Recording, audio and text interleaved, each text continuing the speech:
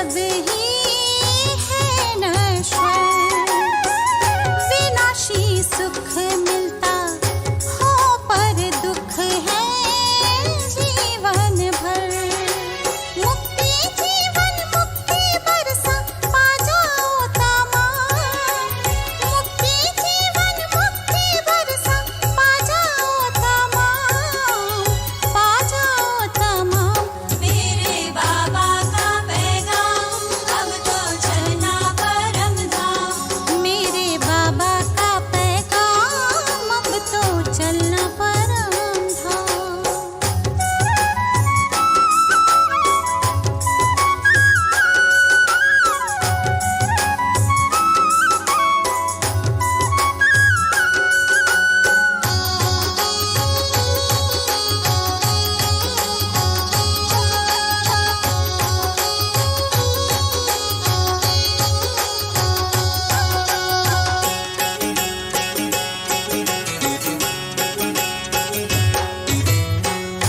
मन के तार प्रभु से जोड़ो, बिंदु रूप है उनका, सदा शिव कल्याणकारी कर्तव्य परम है जिनका।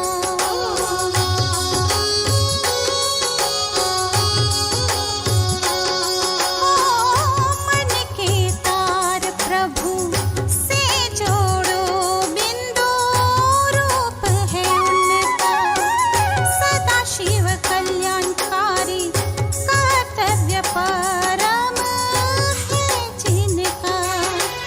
गॉड अल्लाह एक ओंकार और राम है नाम, गॉड अल्लाह एक ओंकार और राम है नाम, और राम है नाम। मेरे बाबा का पैगाम अब तो चलना परम धाम, मेरे बाबा का पैगाम अब तो चलना परम धाम।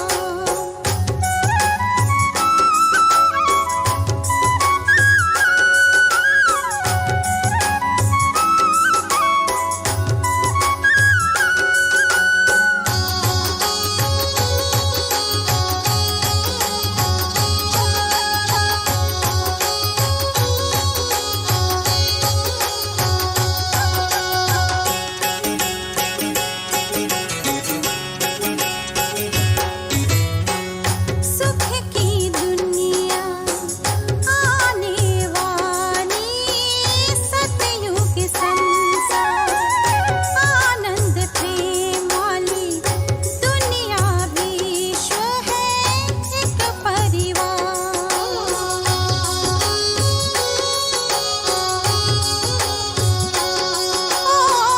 सुख की दुनिया आने वाली, सतयुग संसार आनंद प्रेम वाली दुनिया विश्व है एक परिवार। नर से नारायण बन जाओ, चलना है सुख धाम, नर से नारायण बन जाओ, चलना है सुख धाम, चलना है सुख धाम। मेरे बाबा का पैगाम अब तो चलना परम धाम, मेरे बाबा का पैगाम अब तो चलना परम धाम। वापस जाना है हम सबको दिव्य लोक निज धाम, वापस जाना है हम सबको दिव्य लोक निज धाम, दिव्य लोक निज धाम। मेरे बाबा का पैगाम अब तो चलना परम धाम, मेरे बाबा का पैगाम।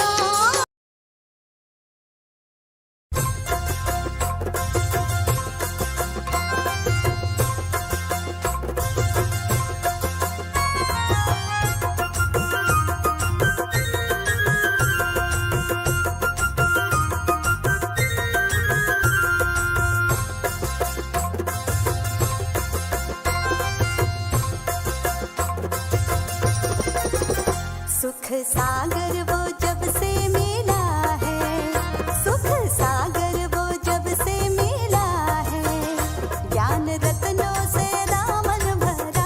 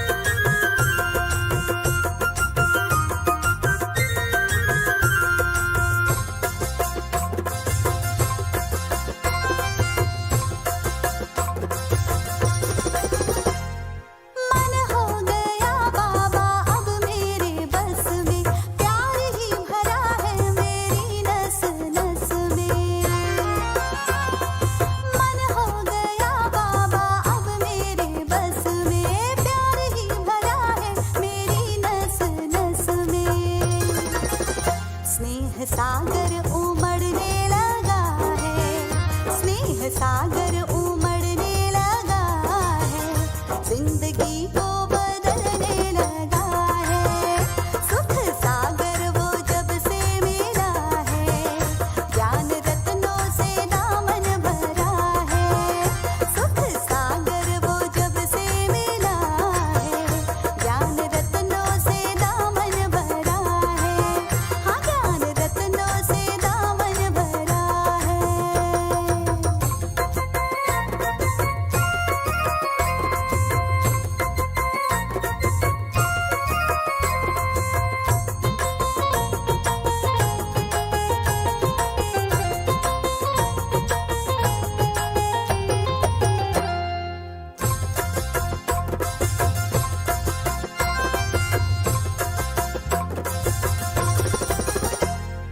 उपकार बाबा तेरे याद आए, खुशियों में नैनों से मोती लुटाए। हाँ, उपकार बाबा तेरे याद आए, खुशियों में नैनों से मोती लुटाए।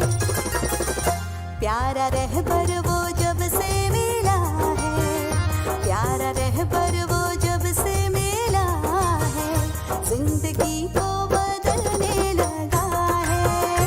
सुख सागर वो जब से मिला है, ज्ञान रत्नों से दामन भरा है।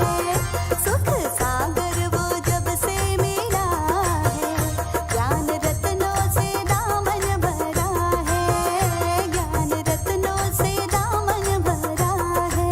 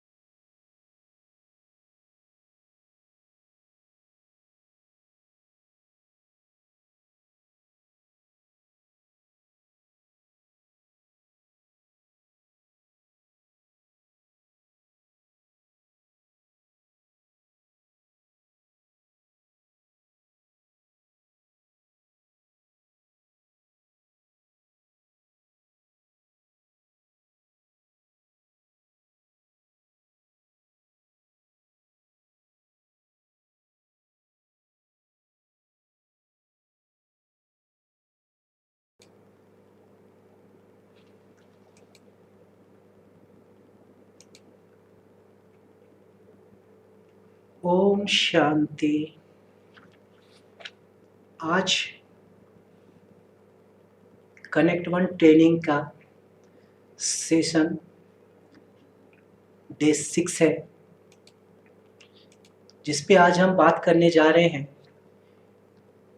मैनुअल बैंकिंग एवं इंटरनेट बैंकिंग के बारे में। मैनुअल बैंकिंग तो सभी लोग जानते हैं, और इंटरनेट बैंकिंग क्या है, आज इससे विस्तार पूर्वक हम उस पर जानकारी लेंगे। तो आगे बढ़ने से पहले मैं आप जितने भी बीके भाई बहन आज हमारे इस चैनल पे लाइव हैं, उन सभी का आज के सत्र में बहुत बहुत स्वागत है, वेलकम है। तो हम आगे बढ़ते हैं। आज हम जानकारी लेंगे कि एसबीआई नेट बैंकिंग हम कैसे उपयोग कर सकते हैं और उसका सहज तरीका क्या है। एवं बैंक से जुड़ी कुछ मुख्य बातें। तो हम पहले बैंक से जुड़ी कुछ मुख्य बातें पे बात कर लें, फिर हम नेट बैंकिंग के बारे में बात करेंगे एसबीआई की। तो पहले मैं आपको बता दूं कि हमारे अकाउंट से संबंधित सबसे इम्पोर्टेंट चीज़ होता है जिसमें हर ट्रांजैक्शंस जो हम लेन देन बैंक से करते हैं उस सब के बारे में उसका विवरण डिटेल होता है कि किस तारीख को किस ट्रांजैक्शंस हमारा कितना ट्रांजैक्शंस हुआ। तो वो सब डिटेल्स ट्रांजैक्शंस हमारे पासबुक में होती है। तो ये हमारा पासबुक का एसबीआई का कैसा होता है उसके लिए जस्ट मैं एक सिंबल डाला हूँ। अब मैं आपको बता दूं कि अकाउंट डिटेल्स, खाता का विवरण, पासबुक के फर्स्ट पेज पे हम क्या देखते हैं कि हमारा जिस नाम से खाता होता है वो नाम होता है, उसका एक आप देख रहे होंगे ये नाम प्रजापिता ब्रह्मा कुमारी ईश्वरीय विश्वविद्यालय के नाम से ये अकाउंट है, जिसका CIF नंबर है 8071129125 और जिसका अकाउंट नंबर है 108870988234। तो ये कुछ मुख्य बातें हैं जिसकी जानकारी हमें आवश्यकता होती है निरंतर रखने की। और ये हमारे जो मुख्य पेज है उस पे अवेलेबल है या नहीं है ठीक रीति से, उसको हम हमेशा ध्यानपूर्वक चेक करें ताकि अगर नहीं है जो चीज़ वो हम पासबुक में फिर से अप टू डेट करवा के और प्रिंटेड लें। जैसे कि सबसे इम्पॉर्टेंट मोड ऑफ ऑपरेशन जो होता है तो उसमें एरर और सर्वाइवर ये हमारा बहुत इम्पॉर्टेंट पार्ट होता है इस अकाउंट से रिलेटेड। जैसे कि बहुत सारे का इंडिविजुअल होता है, पर्सनल होता है, तो हमारा जो अकाउंट्स एसबीआई में है उन सभी में हमारे दो बहनें एक मैनेजर के रूप में, एक असिस्टेंट मैनेजर के रूप में कार्य करती हैं। तो उन दोनों में से कोई भी इस एरर और सर्वाइवर के ऑप्शन पे अकाउंट्स को हैंडल कर सकते हैं, इसलिए यह इम्पॉर्टेंट होता है। तो इस पे विशेष ध्यान रहे कि ये हर एक के पासबुक में अप टू डेट हो ताकि हमारा जो कारोबार है वो बड़ा निरंतर और सुचारू रूप से चलते रहे। अब हम आगे बढ़ते हैं।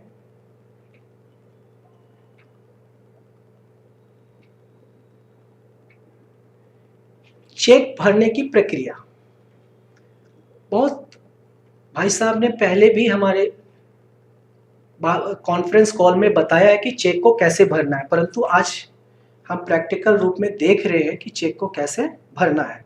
सर्वप्रथम हम क्या करते हैं, चेक भरने में चेक की तारीख डालते हैं। अगर या कोई हमको चेक देवे या हम किसी को चेक देते हैं, सपोज ये चेक जो है हम कंट्रीब्यूशन के रूप में किसी व्यक्ति से ब्रह्मा कुमारी के अकाउंट में ले रहे हैं, तो हम देखेंगे कि नाम सही है कि नहीं। जैसे कि आप देख रहे हैं यहाँ अभी नाम आया, उसके बाद हम डालेंगे अमाउंट।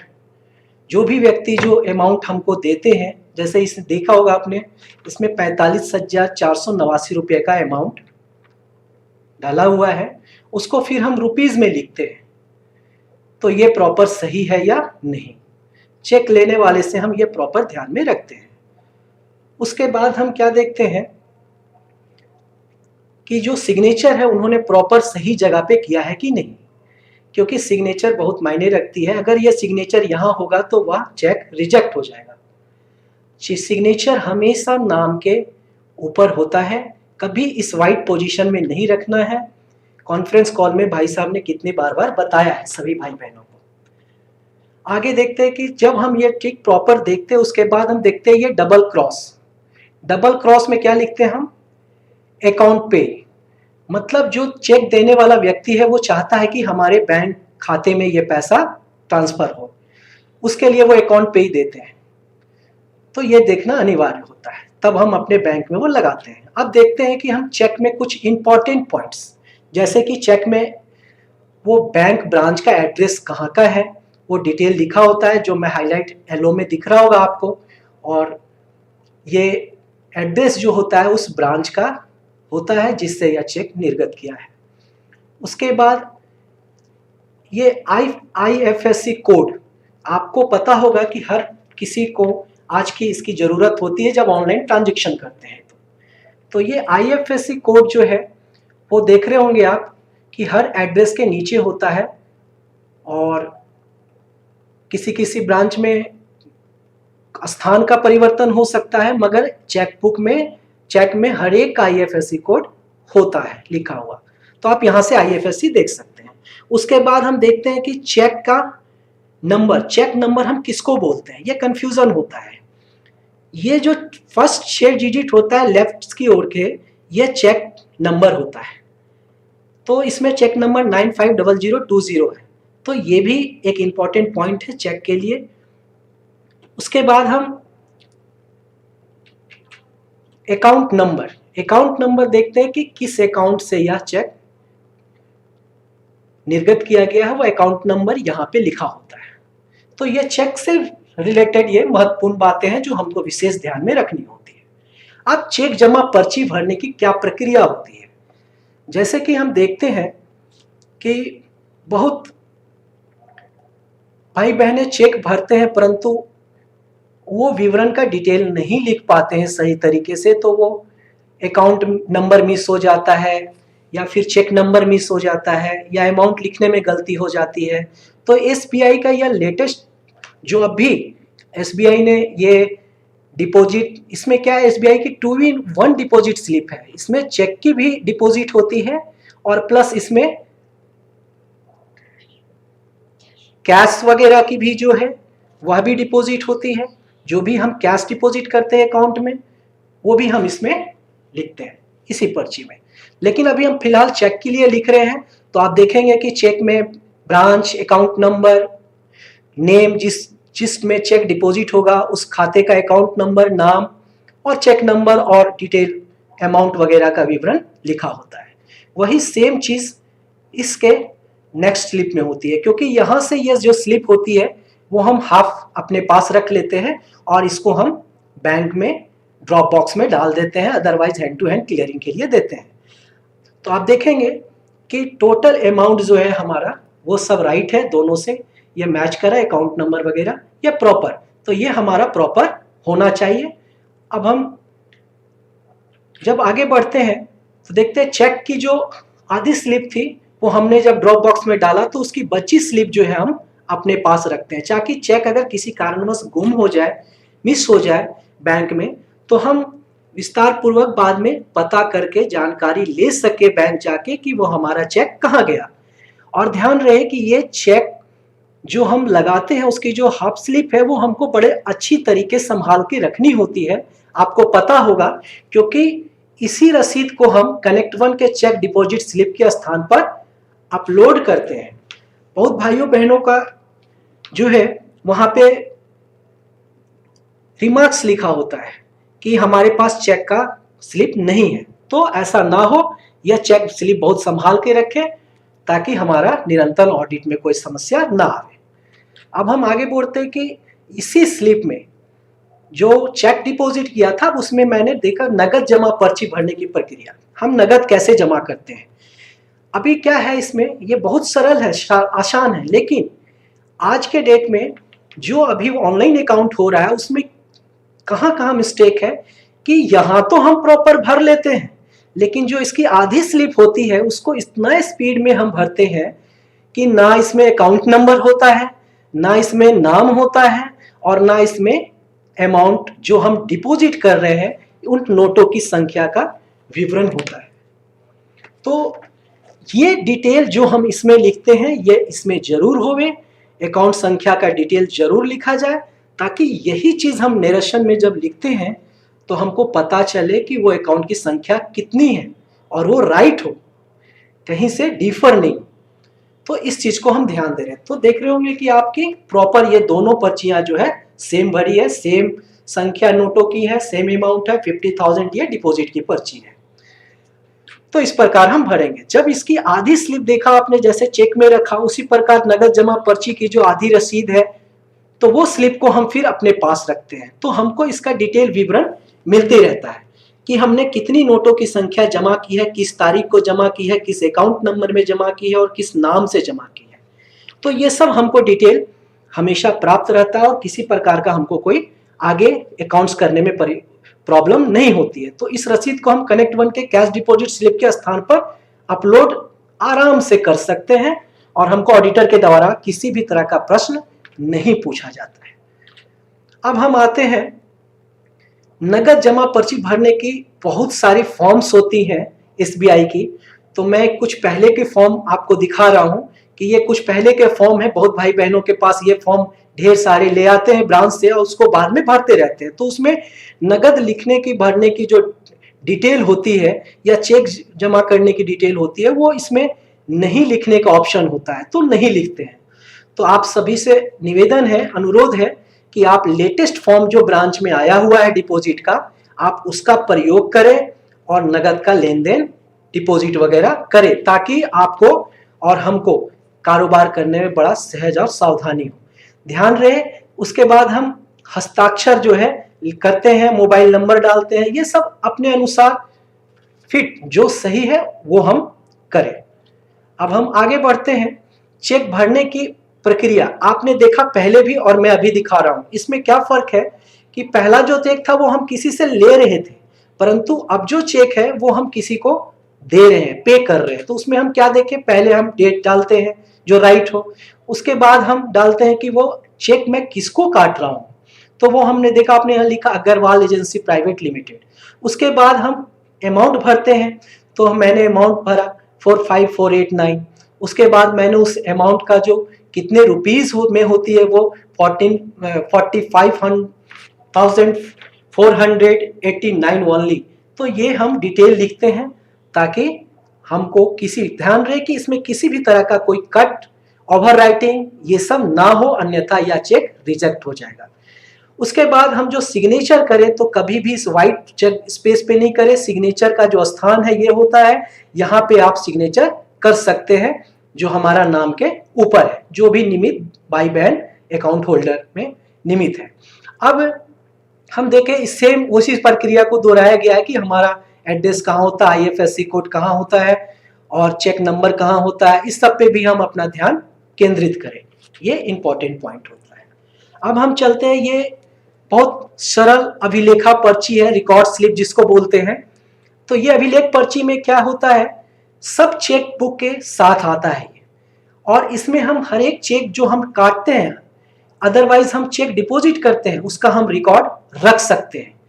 जैसे कि आप देखे होंगे यहाँ चेक की संख्या है, यहाँ जैसे ही हम चेक की संख्या लिखते हैं तो यहाँ चेक किया आता है। अब खाता अकाउंट नंबर हमने डाल दिया कि किस खाते का है, ताकि हमको पता चलता रहे कि ये जो हमने अभिलेख पर्ची का रिकॉर्ड बनाया है वो किस खाते का, तो खाता नंबर डालना ना भूलें। उसके बाद हम आते हैं कि चेक का नंबर, चेक नंबर जो है उस चेक नंबर को डालें। उसके बाद डेट, जिस डेट को ये 15/7/2020 ये डाले। उसके बाद आप देख रहे होंगे cheque deposit in self account, ये मैंने डिपॉजिट के लिए डाला है क्योंकि मैंने चेक जो है वो अमाउंट जो है डिपॉजिट किया है 50,000 का, ठीक है। तो 50,000 का ये डिपॉजिट डाला, तो ये मैं डिपॉजिट में डाला। अभी मैं चेक राशि में नहीं डाला क्योंकि अभी मैं चेक राशि जो काटूंगा चेक अपने यहाँ पास से किसी दूसरे पर्सन को, तो वो चेक नंबर लिखूंगा। उसके बाद फिर मैं उसका डेट लिखूंगा, किस डेट को, सपोज आज 18/7/2020 है तो आज की मैंने डेट लिखी। उसके बाद मैं उस का नाम लिखूंगा, सपोज मैं प्रजापिता ब्रह्मा कुमारी ईश्वरीय विश्वविद्यालय को अपने दूसरे ब्रांच को दे रहा हूं तो वो नाम लिखूंगा। उसके बाद वो चेक का अमाउंट कितना है, तो सपोज 45,489 है। उसके बाद जो है हम टोटल जब 50,000 जो है मैंने जब देखा कि मैं डिपॉजिट किया था, उसके बाद 45,489 डिपॉजिट से मैंने चेक काटा। उसके बाद कितना जो शेष अमाउंट बचा 4,511 वो मेरा बैलेंस बचा। तो ये बैलेंस हम सर्कुलेट कंटिन्यू मेंटेन कर सकते हैं। तो यहाँ बैलेंस मेंटेन करने के लिए, ताकि हमको पता रहे कि मेरे अकाउंट में कितना पैसा है, और हम चेक कर काटने से पहले देख लेवे कि हमारा बैलेंस है ना। अगर बैलेंस है तो हम चेक काटे, ताकि चेक हमारा बाउंस ना करे, क्योंकि बाउंस पे भी आज के डेट में बैंक अतिरिक्त सेवा शुल्क बहुत ज्यादा बढ़ाती है। तो यह है हमारा आज का नॉर्मल पॉइंट्स, जो बेसिक, जो आज के डेट में अकाउंट से रिलेटेड इंपॉर्टेंट है। उसके बाद हम चलते हैं कि कैसे हम नेट बैंकिंग का प्रयोग करेंगे। तो ध्यान देने वाली कुछ बातें हैं कि हम नेट बैंकिंग का प्रयोग करने के लिए पहले हम क्या करते हैं। तो आप देख रहे होंगे कि हमने गूगल खोला, तो गूगल किसी भी कार्य के लिए हमारी ओर से हमेशा बताया गया है कि सहज होता है, और इसमें हम किसी भी लिंक को ऑपरेट करते हैं तो कंटिन्यू ये बहुत अच्छा काम करता है। तो अभी आप देख रहे होंगे कि गूगल में मैं आप लोगों को बताने जा रहा हूं कि नेट बैंकिंग, एसबीआई का नेट बैंकिंग का हम प्रयोग कैसे करते हैं। तो पहले तो आप देखे होंगे, देखे कि मैंने अपने डेस्कटॉप पे एक आइकन बना रखा है, बुकमार्क। ये बुकमार्क जो है, उसमें जब हम आइकन बनाते हैं तो हम श्योर रहते हैं कि हम हर एक बार सेम साइट को ऑपरेट कर रहे हैं, और हम किसी भी फर्जी साइट पे नहीं जा रहे हैं, और हम बड़ा सिक्योर टाइप से अपने अकाउंट्स को ऑपरेट कर रहे हैं। तो अगर एक बार जब हम लॉगिन करते हैं तो हम उसको बुकमार्क बना सकते हैं। जैसे कि हम लिखते हैं यहाँ स्टेट बैंक कॉर्पोरेट बैंकिंग। तो जब कॉर्पोरेट बैंकिंग में लिखा, सर्च किया, तो आप देखेंगे कि यहाँ लॉगिन का ऑप्शन आया, और उससे पहले हम क्या करते हैं, ये बुकमार्क। यहाँ देखे होंगे आज भाई साहब ने कॉन्फ्रेंस कॉल में बहुत सहज रीति बताया भी था सभी को कि हम बुकमार्क कैसे करते हैं। तो ये है स्टार। इस स्टार पे जब हम क्लिक करते हैं, क्योंकि ये ऑलरेडी पहले से मेरा बुकमार्क है, तो आपको ये ब्लू दिख रहा है, तो ये डन करते हैं, तो यहाँ पे बुकमार्क का आइकन बन जाता है। ये आप इजी वे पे कर सकते हैं, और वो यहाँ पे आ जाएगा। अब यहाँ के बाद आप इसको कभी भी ऑपरेट कर सकते हैं। अगर आपको ये लगे कि ये बुकमार्क यहाँ नहीं, मैं यहाँ लाना चाहता हूँ, तो आप ऐड बुकमार्क पे क्लिक करें। उसके बाद जो बुकमार्क ओपन किया है आपने, आप क्या करें, उसके लिंक की कॉपी कर लें। इस लिंक को कॉपी करने के बाद आप क्या करें कि जो हमारा ऐड शॉर्टकट है, उस पर क्लिक करने के बाद आप जो भी नेम लिख सकते हैं, यहाँ सपोज एसबीआई, और यहाँ पे आप उसकी कॉपी की यूआरएल जो आपने कॉपी किया है उसका पेस्ट कर दें। तो ये डन करने के बाद क्या है कि ये फिर से आइकन आपके पास यहाँ पे क्रिएट हो जाएगा। तो ध्यान रहे कि मेरा ये ऑलरेडी क्रिएट है, और आपको क्रिएट करनी है तो आप यहाँ पे इजी वे पे क्रिएट कर सकते हैं, और यहीं से फिर हम लॉगिन कर सकते हैं। तो मैं आपको बताऊं कि यहाँ पे जब हम लॉगिन करते हैं फर्स्ट टाइम, तो ये मेरा सेपरेट साइट खुलता है, स्टेट बैंक ऑफ इंडिया, और corp.corp.online.sbi.com/corporate/sbi/sbi_home_html। ये हमारा जो कॉर्पोरेट बैंकिंग है उसका सेफ साइड है। ध्यान रहे कि अगर हम नेट बैंकिंग लेते हैं सरल में, जो हमको एसबीआई के द्वारा दिया जाता है, तो हमेशा हम सेफ साइड में खोलें। इसका विशेष ध्यान रखिए। अब सेफ साइड कैसे है, ये हम कैसे पता करें? पहला तो ये एड्रेस हमको प्रॉपर लिखना है। दूसरा कि आप देखेंगे कि यहाँ पे स्टेट बैंक ऑफ इंडिया की ओर से एक लॉक ताले की जैसे दिख रही है। तो ये जो लॉक है, ये आपको जो है वो इंडिकेशन करता है कि ये आपका सिक्योर और सेफ साइड है। अगर आप अनसेफ पे जाएंगे तो ये लॉक नहीं रहेगा, और वहां लिखा भी आता है अनसेफ। तो इसको हम विशेष जरूर ध्यान देंगे, उसके बाद ही हम लॉगिन करें। जब हम एक बार शॉर्टकट बना लेते हैं बुक मार्क करके, तो फिर लॉगिन में हमको कोई प्रॉब्लम नहीं होता, हम कंटिन्यू अच्छे तरीके से लॉगिन कर सकते हैं। अब हम लॉगिन करते हैं कि SBI का जब लॉगिन करने के बाद हमको कैसे हम आगे बढ़ते हैं। सपोज पहले तो हम आपको बता देंगे कि हमारा जो नेट बैंकिंग है वो हमारे लिए कितना इंपॉर्टेंट है। जैसे कि आज हम अनेक ज़्यादातर बिजली के, टेलीफोन के, बीमा के, अदर वाहन पंजीकरण के, ये सभी जो है वो आज ऑनलाइन पेमेंट ऑप्शन में आ गए हैं। हम बैठे बैठे इन सभी का पेमेंट कर सकते हैं, परंतु ये पेमेंट हम कैसे करेंगे? तभी हम कर सकते हैं जब हमारे पास नेट बैंकिंग अवेलेबल हो। जैसे कि वर्तमान समय क्या होता है कि हम चेकबुक देते हैं, तो चेकबुक का प्रक्रिया जो है वो कुछ दिनों का होता है। जैसे चेकबुक क्लियरिंग में टाइम लग जाता है, या फिर चेकबुक हम काटे तो चेकबुक में कुछ गलत लिख दिया तो रिटर्न हो गया, और मेरा जो इंश्योरेंस करने का डेट था वो लैप्स कर गया। तो ये सब चीज से हम बचने के लिए नेट बैंकिंग हमारे लिए अति आवश्यक होता है।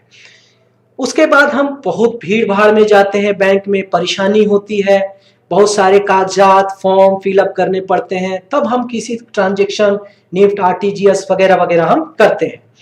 उसके बाद हम मतलब काफी परेशानियों से जब हम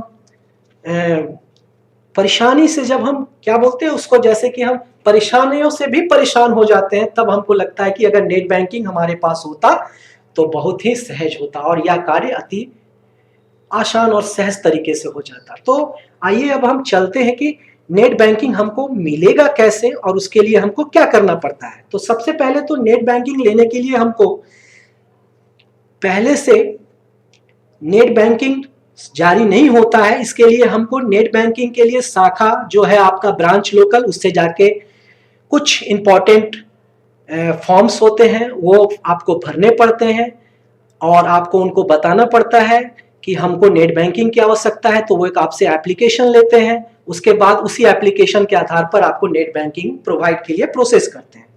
उसके बाद ध्यान रहे कि SBI के मामले में यदि नेट बैंकिंग उस संबंधित CIF मतलब जो CIF में आप नेट बैंकिंग लेना चाह रहे हैं अगर किसी और केंद्र का है, तो उस पे आपको नेट बैंकिंग प्रोवाइड नहीं किया जाएगा, क्योंकि आपके CIF जिस CIF में आपका अकाउंट है वो ऑलरेडी किसी बैंक से कनेक्ट, उस बैंक से नेट बैंकिंग लिया गया है SBI से, तो आपको उस पे नेट बैंकिंग नहीं दिया जाएगा, क्योंकि SBI का एक रूल है कि एक CIF पे केवल एक ही नेट बैंकिंग वो प्रोवाइड करते हैं। तो इसका ध्यान रहे कि हमारा CIF क्या है। और बार बार एक प्री कॉन्फ्रेंस कॉल में भाई साहब ने बताया है कि CIF को चेंज करने के लिए अगर आवश्यकता पड़ती है, आपको सेपरेट CIF लेना पड़ता है, तो उसके लिए आपको जो है लिख के देना पड़ेगा अपने कनेक्ट वन अकाउंट टीम को, और वहां से आपको जो है CIF के लिए नया रेजुलेशन बना के दिया जाएगा, और आप फिर उस रेजुलेशन को आप बैंक को दे करके और फिर से आप नया यूजर क्रिएट कर नया उन्होंने जो है CIF जनरेट करेंगे, और जनरेट करने के बाद फिर आपको बैंक वाले नेट बैंकिंग प्रोवाइड करेंगे। और एक चीज और मैं बता दूं, कुछ मामलों में बैंक रेजुलेशन मांगते हैं, कुछ मामलों में नहीं मांगते हैं। तो ध्यान रहे अगर मांगते हैं तो रेजुलेशन की कॉपी आप मधुबन से ले सकते हैं जब आप नया नेट बैंकिंग लेने जाते हैं। तो क्योंकि अगर आपको रेजुलेशन की कॉपी पहले दी गई थी, आपने नहीं रखा हो, तो आप रेजुलेशन की कॉपी मधुबन से ले सकते हैं, आपको प्रोवाइड किया जाएगा। SBI नेट बैंकिंग में अब मैं आगे बढ़ने से पहले बता दूं कि इसकी 4 मुख्य बातें हैं। पहला है यूजर ID लॉगिन पासवर्ड, दूसरा है ट्रांजैक्शन पासवर्ड, तीसरा है नेट बैंकिंग पासवर्ड, और चौथा है प्रोफाइल पासवर्ड। तो आपको ध्यान रहे ये 4 पासवर्ड जो है ये बहुत ही महत्वपूर्ण है नेट बैंकिंग में कार्य करने के लिए। जैसे कि आप देख रहे होंगे कि हम कंटिन्यू लॉगिन पे अभी क्लिक कर रहे हैं। अब यहां पूछ रहा है यूजर नेम है पासवर्ड। उससे पहले हम आपको बता देंगे कि न्यू यूजर एक्टिवेशन जब आपको दिया जाएगा, सपोज आपको न्यू यूजर के लिए ब्रांच किट प्रोवाइड करता है, पहले किट के द्वारा मिलता था, शायद अभी भी कुछ ब्रांचेस में किट के द्वारा दे रहे होंगे, लेकिन अब लेटेस्ट द्वारा वो एसएमएस के द्वारा ही आपको यूजर आईडी प्रोवाइड कर रहे हैं। उससे आप लॉगिन करेंगे तो आपका नेट बैंकिंग कार्य के लिए आप आगे बढ़ सकते हैं। सपोज आप जैसे ही न्यू यूजर एक्टिवेशन में क्लिक करते हैं तो कॉर्पोरेट यूजर में आप जाते हैं। कॉर्पोरेट यूजर में हम क्या करेंगे, जो आपको किट दिया गया है उसमें एक यूजर नेम डाला गया है, वो यूजर नेम देंगे आपको एसएमएस के द्वारा या किट के द्वारा, वो यूजर नेम हम यहाँ पे डालेंगे। उसके बाद वो यूजर नेम डालने के बाद हम क्या करेंगे, अकाउंट नंबर जो है वो हम यहाँ पे क्लिक कर सकते हैं, अकाउंट नंबर डाल सकते हैं। तो ये आप डालने के बाद टेक्स्ट सो इमेज जो है यहाँ पे वो डाल करके आप गो पे जब क्लिक करेंगे तो आप रजिस्टर कर सकते हैं। उसके बाद एक और है कि कॉर्पोरेट आईडी है जो आपको वहां किट में ही साथ दिया जाता है, आप उसके द्वारा भी लॉगिन कर सकते हैं। लेकिन ध्यान रहे, किट में तो कॉर्पोरेट आईडी देते हैं, लेकिन एसएमएस में अभी बैंक कॉर्पोरेट आईडी नहीं देते हैं, केवल यूजर नेम देते हैं और आपको खुद से अकाउंट नंबर डाल करके अपना और उसके बाद टेक्स्ट इमेज डाल करके और गो जैसे करेंगे तो वो आपको न्यू पासवर्ड बनाने के लिए ऑप्शन आएगा। आप न्यू पासवर्ड बनाएंगे, उसके बाद कंफर्म पासवर्ड आएगा और जैसे ही आप कंफर्म पासवर्ड पे गो करेंगे तो उसके बाद उसमें टेलीफोन मोबाइल नंबर भी आपसे पूछा जाएगा, उसके बाद गो करेंगे, आप रजिस्टर्ड हो जाएंगे नेट बैंकिंग के लिए। अब हम आपको बता दें कि यूजर नेम और पासवर्ड क्या होता है। यूजर नेम है जब हम यूजर नेम एक बार, जो हम दोबारा कभी चेंज नहीं कर सकते हैं, एक बार हमको जो चेंज करने के लिए ऑप्शन आएगा first time user name password, वो जो भी रखना है केवल आप एक बार रखेंगे, वो दोबारा कभी आप चेंज नहीं कर सकते हैं। और पासवर्ड को आप हर 90 डेज पे चेंज करने का ऑप्शन भी आता है, आपको बीच में भी मन करे तो आप चेंज कर सकते हैं। तो अभी हम चलते हैं कि हम इसको लॉगिन करेंगे। लॉगिन करने से पहले मैं आपको बता दूं कि हम ऑनलाइन जा रहे हैं, तो कुछ सिक्योरिटी कारण मैं आपको लॉगिन पे नहीं ले जाऊंगा कंटिन्यू, आपको मैं एक लॉगिन का डिस्प्ले तब तक देता हूं और मैं लॉगिन कर रहा हूं।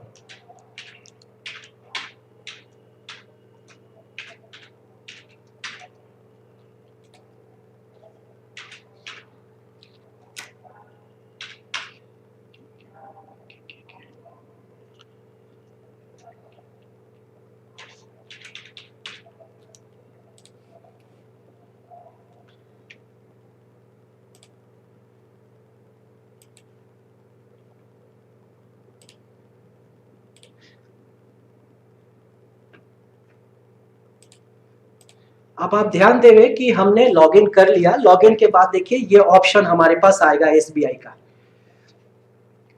इसमें जो है आप देख रहे होंगे कि ये हमारे पास एक खिला वेलकम टू सरल ब्रह्मा कुमारी ईश्वरीय विश्वविद्यालय, आप देख रहे होंगे शॉर्ट फॉर्म में नाम दिया है PVKIV विद्यालय। तो ये हमारा लॉगिन हो गया, आज टाइमिंग वगैरह डेट सब लिखता है। तो उसके बाद हम क्या देखते हैं, फर्स्ट ऑप्शन हम देख रहे होंगे आप मेरे माउस कर्सर को कि अकाउंट समरी। ये अकाउंट समरी है। इसमें क्या होता है, जो ऑलरेडी हम देख रहे हैं अकाउंट समरी हमारे यहाँ डैशबोर्ड पे डिस्प्ले है। इसमें हम देख सकते हैं इस लॉगिन में इस यूजर में जो है जो CIF है, इसमें जो है 2 अकाउंट्स खुले हुए, जिसके कारण आपको 2 दिख रहे होंगे। तो हम यहाँ से अपने जो अकाउंट है उसको हम बैलेंस चेक कर सकते हैं कि हमारा वर्तमान बैलेंस कितना है। एक क्लिक पे आप देख रहे होंगे ये बैलेंस दिख रहा है। उसके बाद हम देख सकते हैं कि ये हमारा 10 लेटेस्ट ट्रांजेक्शन क्या है। जैसे ही हम क्लिक करेंगे तो हमारा 10 लेटेस्ट ट्रांजेक्शन दिखेगा, जो हमने नियर बाई जो 10 हमारा होगा, आप देख रहे होंगे टोटल हमारा 10 ट्रांजेक्शन यहाँ पे दिख रहे हैं जो हमने लेन देन किए हैं, चाहे कैश डिपॉजिट किया हो, चाहे हमने किसी को ऑनलाइन ट्रांसफर पेमेंट किया हो, तो ये सब हमारा दिख रहेगा। अब ध्यान रहे कि यहाँ पे जब हम आगे की ओर बढ़ेंगे तो या तो हम यहाँ से अकाउंट स्टेटमेंट पे जाए या तो फिर बैक जाए। कभी भी हम स्क्रॉल जो हमारी होती है कि कभी हम बैक जाने की आदत, गूगल वगैरह में बैक जा करके हम कोई कार्य करते हैं, इस अगर ऐसे करेंगे तो हमारा लॉग आउट हो जाएगा। तो हम ध्यान रहे कि हम बैक ऑप्शन जहां आता है उसको क्लिक करें, अदरवाइज हम यहां से डायरेक्ट किसी ऑप्शन पे चले जाएं। जैसे हम अकाउंट स्टेटमेंट पे जाते हैं।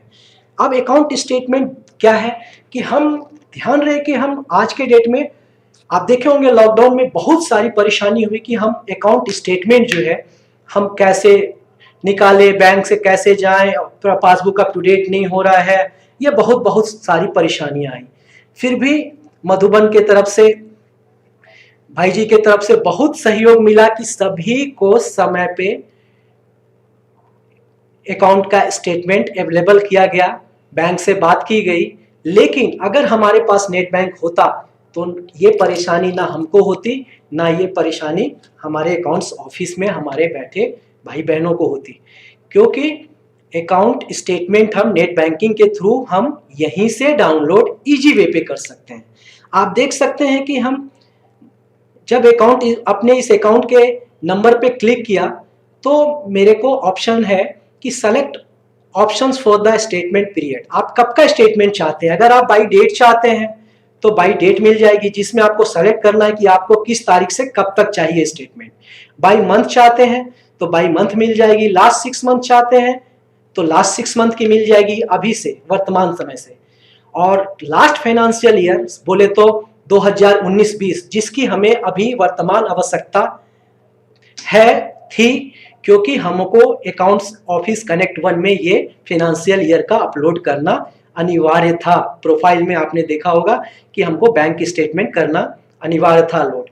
तो क्या था, हमारे पास नेट बैंकिंग होता है तो हम क्या करते हैं, हम तुरंत यहाँ फाइनेंशियल ईयर पे क्लिक करते हैं और हम व्यू पे ना जा करके आप देखेंगे कि हम डाउनलोड पीडीएफ फॉर्मेट पे क्लिक करेंगे, या तो फिर हम डाउनलोड एमएस एक्सेल फॉर्मेट पे क्लिक करेंगे, या फिर हम डाउनलोड इन टेक्स्ट फॉर्मेट पे क्लिक करेंगे। तो पीडीएफ फॉर्मेट मच बेटर होता है अकाउंट स्टेटमेंट लेने के लिए, क्योंकि बड़ा स्पष्ट अक्षर में होता है और बहुत ही अच्छी तरीके से ये दिखाई देता है। मैं जैसे आपको एक डाउनलोड करके बताता हूँ लास्ट फाइनेंशियल ईयर का। मैं यहाँ क्लिक किया डाउनलोड पीडीएफ और उसके बाद मैं गो पे क्लिक करूंगा। जैसे मैं गो पे क्लिक करूंगा आप देखेंगे यहाँ पे डाउनलोड एक फाइनेंशियल ईयर का स्टेटमेंट हो गया। अब मैं कैसे हुआ आप देखना चाहते हैं तो ये देखिए कितना सेकंड लगा, मात्र 2 से 3 सेकंड में स्टेटमेंट हमारे पास बैंक के द्वारा डाउनलोड हो गया और ये आ गया। आप देखेंगे पूरा फाइनेंशियल ईयर का स्टेटमेंट आ गया हमारा 2019-20 का। अब हम इजी प्रोसेस से ये स्टेटमेंट जहां भी हमको मांगा गया है अकाउंट कार्यवश वहां हम दे सकते हैं। अब हम आपको बता देवे कि ये तो हुआ इजी फॉर्मेट में। इजी फॉर्मेट में आप देखें कि कितना सुंदर और आसान तरीके से ये डाउनलोड हो गया और उसमें सारी डिटेल्स हमारी होती है। उसके बाद एक हम देखेंगे आपकी और कुछ हमको जानकारी, जैसे हमको लगता है कि नहीं मैंने व्यू करके देखा होता, पहले देख लूं ये राइट है या रॉन्ग है। तो अब मैं डाउनलोड इन टेक्स्ट फॉर्मेट में आपको एक बार व्यू करके दिखाना चाहता हूं कि ये कैसे डाउनलोड में डाउनलोड इन टेक्स्ट फॉर्मेट में क्या होता है कि कुछ डिटेल जानकारियां मेरे पास आती है। मैं जैसे गो किया यहाँ पे डाउनलोड हो गया, क्योंकि मैंने डाउनलोड इन टेक्स्ट फॉर्मेट पे किया था। अभी मैं करूंगा डाउनलोड एमएस एक्सेल फॉर्मेट ना करके मैं करूंगा view down MS Excel format. अब इस पे मैं जैसे ही व्यू पे क्लिक करके और ऑल पे क्लिक करूंगा तो ये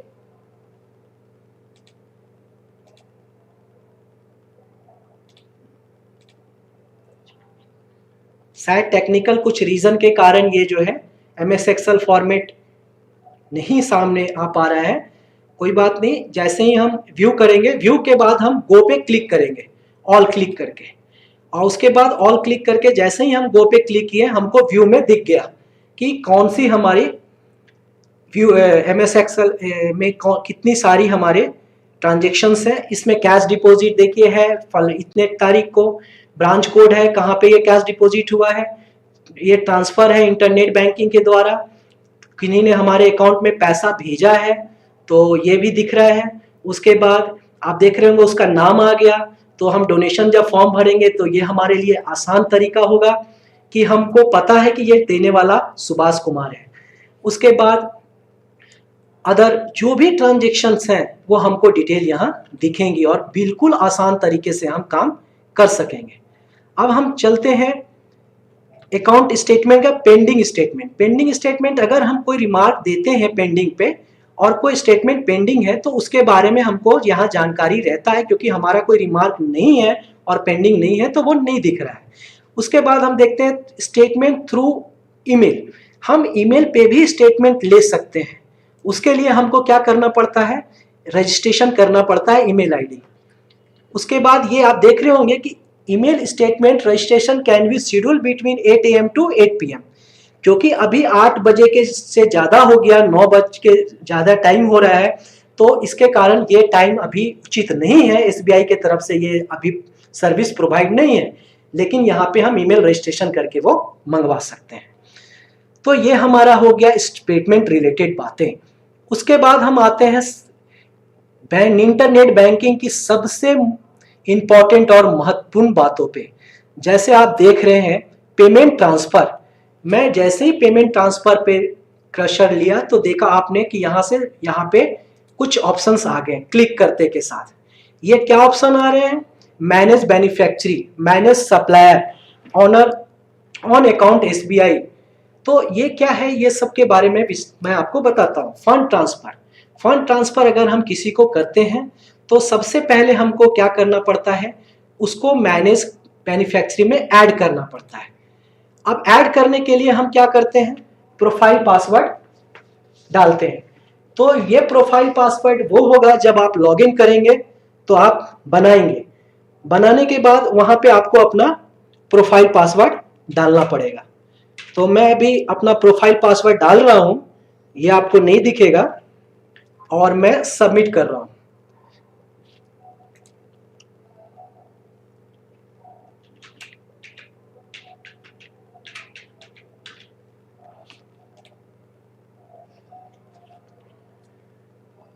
शायद प्रोफाइल पासवर्ड किसी कारणवश नहीं ले रहा है प्रेजेंट टाइम, तो मैं ज़्यादा टाइम इसको ट्राई नहीं करूंगा, नहीं तो ये क्या होगा फिर लॉग आउट हो जाएगा और फिर हमको आगे की प्रक्रिया करने का मौका नहीं देगा। तो मैं आपको बता दूं कि ये प्रोफाइल पासवर्ड हम जब ओपन करते हैं तो बहुत ही सहज रीति से हम किसी बेनिफिशियरी को ऐड कर सकते हैं। ऐड करने के बाद क्या होता है कि आप विस्तार पूर्वक उसमें आपसे मांगा जाता है। इसके लिए हम नहीं होगा तो एक वीडियो डाल देंगे बाद में भी कि हम कैसे उसको फिल करते हैं उस ऑप्शंस को। उसके बाद है ये अदर SBI अकाउंट। तो जब हम अदर SBI अकाउंट में जाते हैं तो आप देखेंगे कि ये पेमेंट करने का ही ऑप्शंस होता है अदर किसी SBI अकाउंट में। तो सपोज हमारे पास, हमने अपना पहले अकाउंट नंबर सेलेक्ट किया और यहाँ पे अमाउंट डाला अपना 2333, क्योंकि 2000 ये अमाउंट में डाल रहा हूँ। उसके बाद यहाँ रिमार्क होता है। रिमार्क में आप डाल सकते हैं कि पेमेंट आपका पर्पस क्या है, क्या आप किसी बिल का पेमेंट कर रहे हैं, क्या एडवांस पेमेंट टू डीलर, किसी को एडवांस पेमेंट कर रहे हैं या सैलरी पेमेंट कर रहे हैं। मतलब जो आपके यहाँ कुछ काम करने वाले पर्सन होते हैं जो महीने पे आपके यहाँ काम करते हैं, उनका सैलरी पेमेंट कर रहे हैं। पेमेंट टू यूटिलिटी बिल्स है किसी प्रकार का। पेमेंट टू रेंट है, अगर हम रेंट किसी को पेमेंट मकान मालिक को कर रहे हैं, किराया पेमेंट कर रहे हैं। उसके बाद डिपॉजिट इन्वेस्टमेंट, अगर किसी प्रकार का हम कोई डिपॉजिट कर रहे हैं या इन्वेस्टमेंट कर रहे हैं कहीं पे किसी कंपनी में या किसी जगह पे, तो वो हम यहाँ से सेलेक्ट करते हैं। तो उसके बाद एक ऑप्शन आप देख रहे होंगे अदर पे जब हम क्लिक करते हैं तो यहाँ पे ऑप्शन आता है लिखने का कि हम किसी भी प्रकार का, जैसे कि हम सपोज पेमेंट कर रहे हैं कि ये हम किसी पर्सन को उसका नाम लिख सकते हैं। सपोज हम पेमेंट कर रहे हैं राम कुमार, तो राम कुमार को हम पेमेंट कर रहे हैं। तो राम कुमार जब पेमेंट कर रहे हैं तो हमको हिंट्स मिल जाएगा कि आपने राम कुमार को पेमेंट किया जब हम ये ट्रांजेक्शन करते हैं। उसके बाद आप एक चीज और देखेंगे कि अगर हम राम कुमार को ना पेमेंट कर रहे हैं और पेमेंट कर रहे हैं किसी को, सपोज किसी चीज़ के बिल, सपोज हम टेक्सटाइल का बिल पेमेंट कर रहे हैं, कुछ टेक्सटाइल हमने ली है और वो टेक्सटाइल का बिल हम पेमेंट कर रहे हैं। आप किसको पेमेंट कर रहे हैं? तो आप देख रहे होंगे डैशबोर्ड पे कि एक हमारे पास बेनिफिशियरी ऐड है पहले से। जब हम बेनिफिशियरी ऐड करते हैं पहले से, तो वो 4 घंटे में ऐड होने के बाद हमको यहाँ पे 4 से 8 घंटा लगता है। 4 से 8 घंटा में ऐड होने के बाद हमको यहाँ पे दिखने लगता है जो यहाँ पे प्रेजेंट होता है। जैसे कि वो रिलेटेड क्या होता है कि जैसे कि हम किसी को भी बेनिफिशियरी में ऐड करते हैं और ऐड करने के बाद उसका एक लिमिट वहाँ देते हैं, कितना लिमिट होता है। तो आप देख रहे होंगे फंड ट्रांसफर लिमिट भी यहाँ पे है, उसका ब्रांच कहाँ पे है, तो ये सब डिटेल डाला होता है कि हम उससे कितना कारोबार करते हैं, उसके अनुसार आप लिमिट अपना तय कर सकते हैं। तो मैंने देखा आपने यहाँ 1 लाख रुपया लिमिट डाला हुआ है, इसमें डाला हुआ है 1 lakh limit Jharkhand paint and hardware में। उसके बाद मैंने यहाँ डाला करिश्मा टेक्सटाइल में 2 लाख का लिमिट, क्योंकि मेरा कारोबार जिससे जैसा है उस अनुसार हम डालते हैं। एक आपने देखा होगा यहाँ ब्रह्मा कुमारी का अपना अकाउंट है, अपने यज्ञ रिलेटेड अकाउंट है, तो मैंने 5 लाख का लिमिट डाला है। तो ये है हमारी प्रक्रिया कि हम लिमिट कितना डालें जब हम बेनिफिशियरी ऐड करें।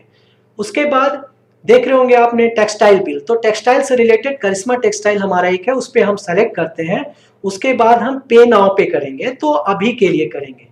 उसके बाद शेड्यूल लेटर पे करेंगे, तो हम अभी नहीं करना चाहते हैं, हम कभी बाद में करना चाहते हैं, तो वहाँ पे हम डेट सेलेक्ट कर लेंगे कि हाँ हम 25 तारीख को उनको बिल पेमेंट करना चाहते हैं 2000 का, तो वो आज ही हम शेड्यूल लेटर कर देते हैं, तो वो सबमिट करेंगे तो वो ऑटोमेटिक शेड्यूल लेटर हो जाएगा और फिर उनको उस तारीख को वो ऑटोमेटिक पेमेंट हो जाएगा। तो ये प्रक्रिया जो है हमारे लिए इंपॉर्टेंट होता है। उसके बाद होता है स्टैंडिंग इंस्ट्रक्शंस।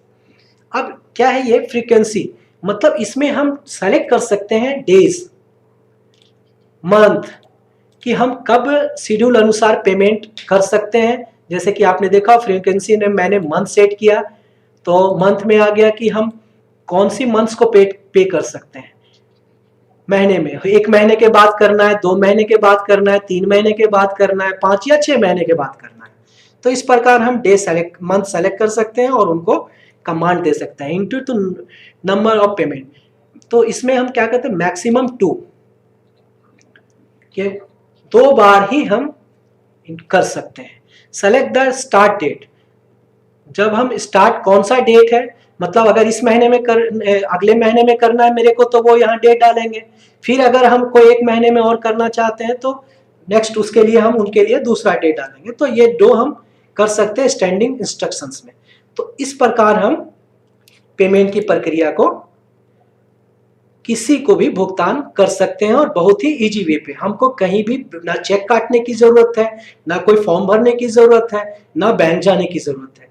तो ये पेमेंट का बहुत ही सहज और आसान प्रक्रिया होता है, जिसके थ्रू हम आराम से किसी को भी हम पेमेंट कर सकते हैं।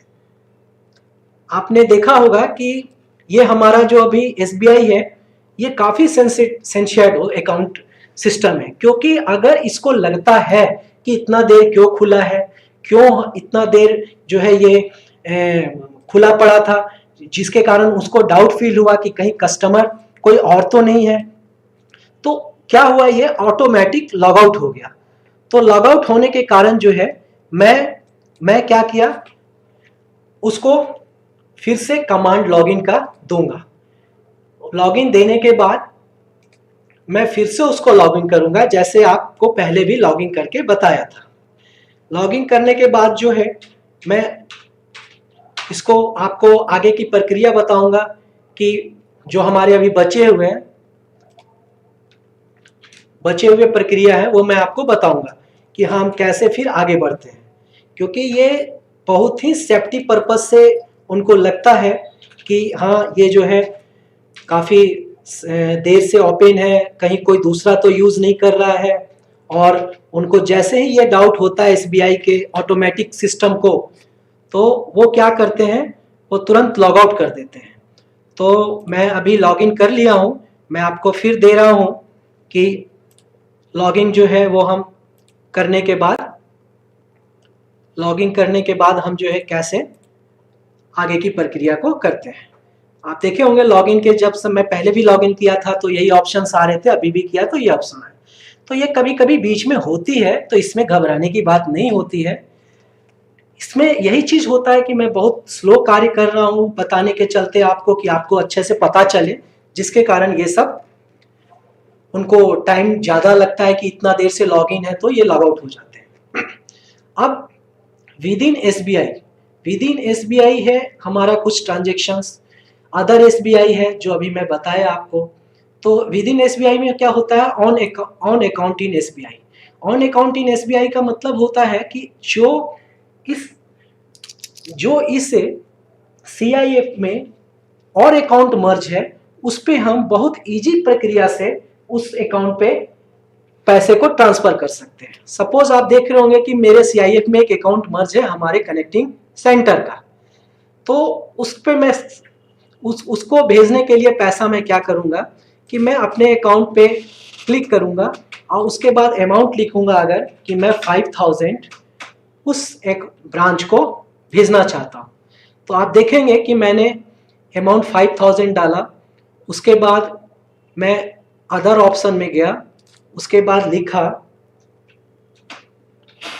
PBKIVV, मतलब ये हमारा ब्रह्मा कुमारी का अकाउंट है, और ये रीजन में मैं डाला हूं अदर में PBKIVV।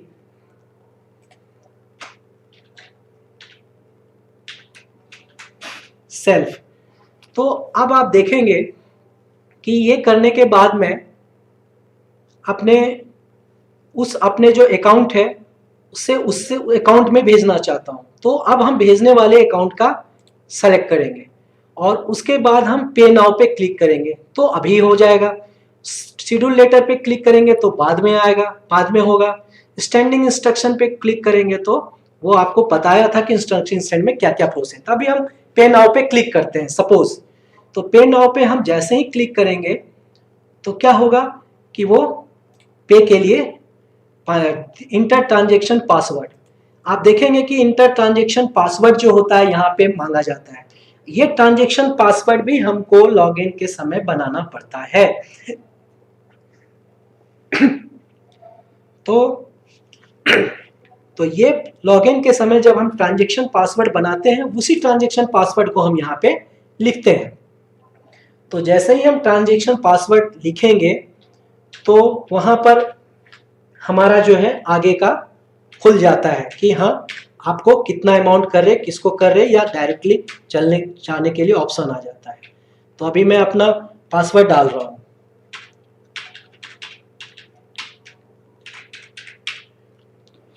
तो ये आप देखेंगे कि मैं ट्रांजेक्शन पासवर्ड डाला, तो यहाँ पे आपको दिख रहा है कि सेल BKIVV ये अकाउंट। तो अगर मेरे को भेजना है तो मैं जैसे ही कंफर्म करूंगा तो ये पैसा उस अकाउंट में चला जाएगा। तो मैं अभी कंफर्म ना करके इसको कैंसिल करूंगा, क्योंकि मेरे को अभी भेजना नहीं है, मैं तो डू आपको बता रहा हूं। तो ये प्रक्रिया से हम बहुत इजी प्रकार से हम वहां पे पैसा ट्रांसफर कर सकते हैं ऑन अकाउंट SBI में। उसके बाद हम अब आगे बढ़ते हैं कि हम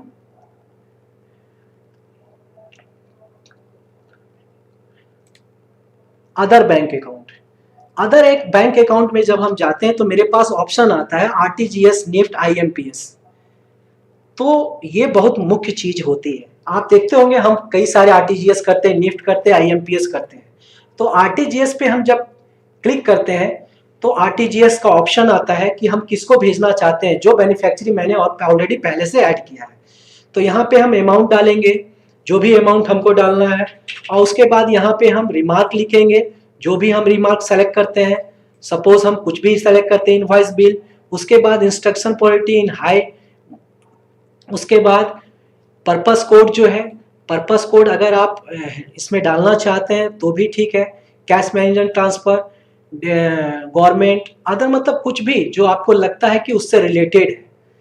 तो सैलरी पेमेंट, कुछ भी आप जो भी, अगर आप नहीं भी करते हैं तो ऐसा कोई प्रॉब्लम नहीं है, तो आप ये चीज़ यहाँ पे कर सकते हैं। उसके बाद हम उस बैंक को सेलेक्ट करते हैं जिसको हमको भेजना है। तो मेरे पास यहाँ 3 नाम है जिसको हम सेलेक्ट करेंगे और उसके बाद पे नाउ पे क्लिक करेंगे, आई एक्सेप्ट करेंगे और सबमिट करेंगे। तो वही ऑप्शन आएगा मेरे को जो आता है। इसके बाद हम आरटीजीएस के लिए जो ट्रांजेक्शन पासवर्ड आता है, सेलेक्ट डेबिट अकाउंट, क्योंकि मैंने आप देखा होगा कि जिस अकाउंट से जाना है उसको शायद सेलेक्ट नहीं किया, जिसके कारण ये मेरे को रिमाइंडर दिया। उसके बाद मैं अपने डेबिट अकाउंट को सेलेक्ट किया जिससे पैसा भेजना है और जिस अकाउंट में भेजना है वो मैंने सेलेक्ट किया। अब जैसे ही मैं इस अकाउंट पे सेलेक्ट करके और I accept terms and condition पे सेलेक्ट करता हूँ और सबमिट करता हूँ, तो वो लिखता है RTGS transaction schedule not be less than 2 lakh, मतलब 2 लाख से नीचे हम नहीं भेज सकते हैं। मेजर पॉइंट, क्योंकि मैं आपको बताने के चलते 5,000 डाला, क्योंकि आरटीजीएस हमेशा 2 लाख के कम नहीं होता है। आरटीजीएस या तो 2 लाख होता है या 2 लाख से ऊपर होता है। तो मैं आपको डूटू बताया कि हाँ 2 लाख से जब हम ऊपर करते हैं तो हमको आरटीजीएस करना होता है, हम आरटीजीएस कर सकते हैं। उसके बाद हम आगे बढ़ते हैं कि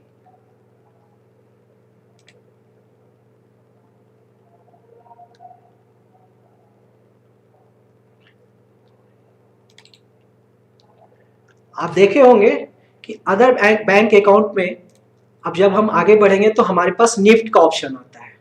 सेम निफ्ट भी आरटीजीएस की ही तरह एक प्रक्रिया है। इसमें क्या है कि हम अकाउंट नंबर सेलेक्ट करते हैं, अमाउंट डालते हैं।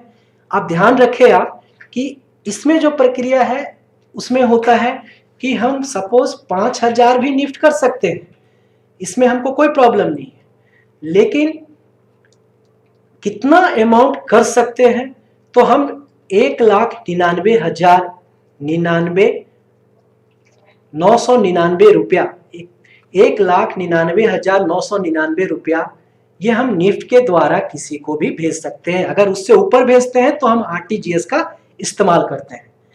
तो सेम प्रक्रिया है जैसे आरटीजीएस का है। यहाँ पे हम सेलेक्ट किए कि मेरा पर्पस क्या है, तो यहाँ अदर पेमेंट अगर कुछ है तो अदर लिख सकते हैं, सैलरी पेमेंट है तो सैलरी लिख सकते हैं। किसको लिखना है तो ये पर्सन को हम सैलरी पेमेंट करना चाहते हैं, सैलरी किए। और पे नाउ पे किए, schedule later, standing instruction, same जो पहले हम बता चुके वो ऑप्शंस आता है। तो आई एक्सेप्ट टर्म्स कंडीशन पे क्लिक करेंगे तो ये हमारा जाने के लिए तैयार रहता है। तो जैसे ही हम सबमिट पे क्लिक करेंगे तो ये ट्रांजेक्शन, देखिए अब ट्रांजेक्शन पासवर्ड यहाँ पे आ गया। तो ट्रांजेक्शन पासवर्ड हम यहाँ पे फिल करेंगे। तो ये ट्रांजेक्शन पासवर्ड जो हमारा है उसको जैसे ही हम डालेंगे तो ये आगे की ओर बढ़ जाएगा। आगे की ओर बढ़ने के बाद क्या दिखता है वो मैं आपको बता दूं कि जैसे मैं सबमिट पे क्लिक किया तो आप देखेंगे कि जिसको मैं भेजना जा रहा हूं 5,000, तो उसकी पूरी डिटेल आ रही है कि मैंने सैलरी पेमेंट रिमार्क्स लगाया है और वो उसका नाम है बजाय डोरी, और वो बैंक नेम है जिस बैंक में जा रहा है बैंक ऑफ इंडिया, उसका ये अकाउंट नंबर है, और वो सेक्टर 6 बीएससीटी का ब्रांच है। तो काफ़ी डिटेल्स हमको उसका मिलता है। ये पढ़ने के बाद हम श्योर हो जाए कि हाँ हम मैच कर ले कि जिस अकाउंट में हम भेजना चाहते हैं, जिस बेनिफिशियरी को मैंने ऐड किया है, मेरा पैसा उसी अकाउंट में जा रहा है। तो इस प्रकार हम जैसे कंफर्म करेंगे तो वो मेरे को एक ओटीपी ऑप्शन आएगा, और ओटीपी ऑप्शन आएगा मेरे मोबाइल पे, और उस मोबाइल पे जब वो ओटीपी मैं डालूंगा तब जाके ये कंफर्म ओके हो जाएगा और ये पेमेंट उस पर्सन को चला जाएगा। क्योंकि अभी मेरे को पेमेंट नहीं करना है इसलिए मैं कैंसिल पे बटन पे जाके बैक होता हूँ। अब आपको एक सहज और आसान आईएमपीएस का तरीका बताता हूँ। निफ्ट के बाद एक आईएमपीएस है हमारे पास। उसमें हम क्या करते हैं कि किसी भी पैसे को, इसकी थोड़ी क्या सिस्टमेटिक होती है वो मैं बता दूं कि आईएमपीएस पे कोई ट्रांजैक्शन चार्ज नहीं होता है और हम बहुत ही सरल तरीके से आईएमपीएस कर सकते हैं। तो इसमें क्या होता है, एमएमआईडी एक होता है और एक आईएफएससी। तो हम पर्सनल ज़्यादातर आईएफएससी यूज करते हैं, तो हम आईएफएससी कोड के द्वारा ही प्रोसीड करेंगे। ये लिखता है have you check NPCI website availability for this service. ये एनपीसीआई वेबसाइट पे ये सर्विस अवेलेबल है कॉर्पोरेट बैंकिंग में। तो हम ओके करते हैं। तो जैसे ही ओके करते हैं तो आप देखेंगे कि ये ऑप्शन आ गया हमारे पास। तो ये ऑप्शन हमारे पास आते के साथ हमको जो भेजना है अमाउंट, वो हम जिस अकाउंट से अकाउंट होल्ड नंबर से भेजना है उस अकाउंट नंबर को पहले सेलेक्ट करते हैं। उसके बाद हम यहाँ अमाउंट डालते हैं, अमाउंट सपोज जो भी मैंने डाला। उसके बाद हम जैसे ही रिमार्क में जो भी सेलेक्ट करना है वो सेम प्रोसेस से सेलेक्ट करते हैं। और उसके बाद हम जिस व्यक्ति को डालना है, सपोज ये बजाय डोरी को मैंने फिर सेलेक्ट किया और उसके बाद हम सबमिट करेंगे तो ये IMPS के लिए चला जाएगा। IMPS के लिए चला जाएगा। और इसमें आप देख रहे होंगे कि इसमें शेड्यूल सिस्टम जो है वो नहीं आ रहा है, वो केवल आ रहा है कि आपने इस बैंक अकाउंट नंबर को सेलेक्ट किया है, क्योंकि इसमें बहुत डिटेल नहीं आती है। हाँ, लेकिन जब हम सबमिट का बटन दबाएंगे तो ट्रांजैक्शन पासवर्ड फिर हमसे मांगता है, और ट्रांजैक्शन पासवर्ड हम जैसे डालेंगे तो आप देखें मैं ट्रांजैक्शन पासवर्ड डाल रहा हूँ, और ट्रांजैक्शन पासवर्ड डालने के बाद जैसे मैं सबमिट करूँगा तो क्या होता है कि वो हमको फिर से पूछता है कि आप इस पे पैसा ट्रांसफर कर रहे हैं IMPS के द्वारा। तो ये आपको डिटेल देता है। डिटेल में क्या देता है, उस डेबिट अकाउंट नंबर जिससे आप पैसा भेज रहे हैं, किसको भेज रहे हैं, वो उसका नाम, उसका अकाउंट नंबर, उसका ब्रांच, उसके बाद उसका अमाउंट जो आप अमाउंट भेज रहे हैं। अब रिमार्क में आपने डाला है सैलरी पेमेंट, तो जैसे ही सैलरी पेमेंट पे मैं क्लिक करूंगा तो ये हमसे पूछेगा, मेरे पास आ जाएगा फिर OTP। सपोज देखिए यहाँ लिखा हाई सिक्योरिटी पासवर्ड। ये हाई सिक्योरिटी पासवर्ड हमारे मोबाइल पे आया। देखिए आपको मोबाइल की बीप सुनाई दी होगी, ये मैसेज अभी जस्ट आया। ये मैसेज में आपको जैसे ही आया तो मैं ये मैसेज का जो पासवर्ड आता है वो आता है हमारा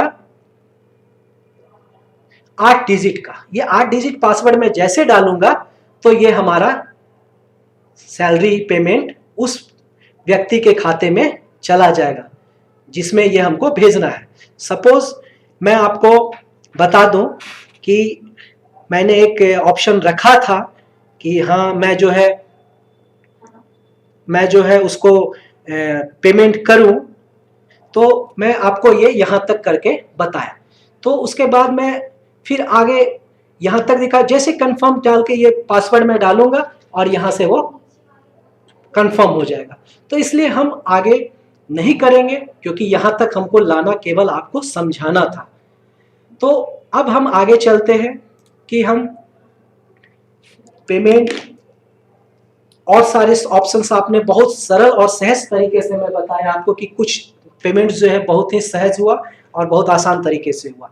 इसी प्रकार है अदर बैंक अकाउंट। तो ये सब, उसके बाद एक और बता दूं मैं कि क्विक